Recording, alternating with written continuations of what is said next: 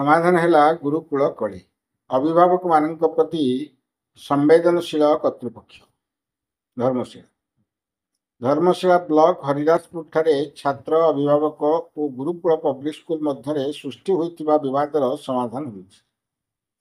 2 दिन धरी चलता धारणा प्रत्याहृत कर दीर्घ वर्ष धरी विद्यालय पिलामानंकु गुणात्मक शिक्षा दान कर आसुवा बेले भूल बुझामणा कारण एभली एक अप्रीतिकर परिस्थिति सृष्टि होता कहते उभय विद्यालय कर्तृपक्ष और छात्र अभिभावक। विद्यालय अहेतुक फी वृद्धि और गुणात्मक शिक्षादान क्षेत्र में विद्यालय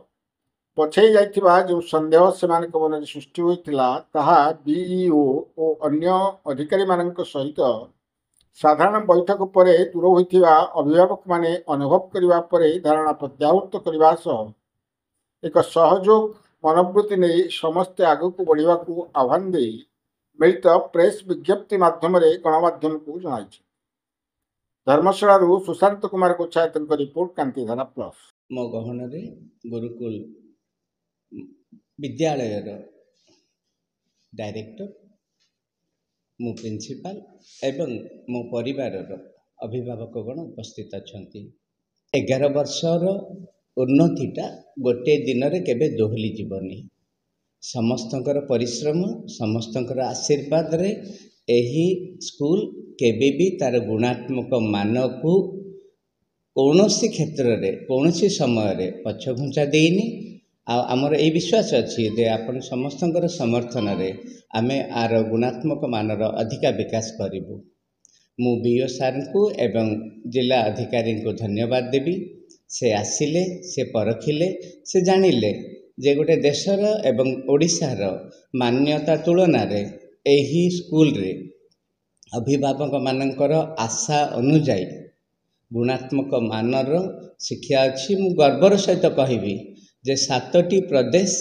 आउ 17टी जिलार शिक्षक ए स्कूल रे चाकरी करुछंती। जाजपुर एक प्रतिष्ठित शिक्षानुष्ठान बोली भावी ताहार केमिति उत्तरोत्तर उन्नति हेबो सेथिपाई मु मोर मैनेजमेंट एवं अभिभावक गण को गत 2 दिन धरी जो धारणा आम अभिभावक थिला स्कूल किसी समस्या को बुझिकी यार समाधान निमंते आमर बीओ धर्मशाला सार उपस्थित एक प्रत्येक बैठक अनुष्ठित होता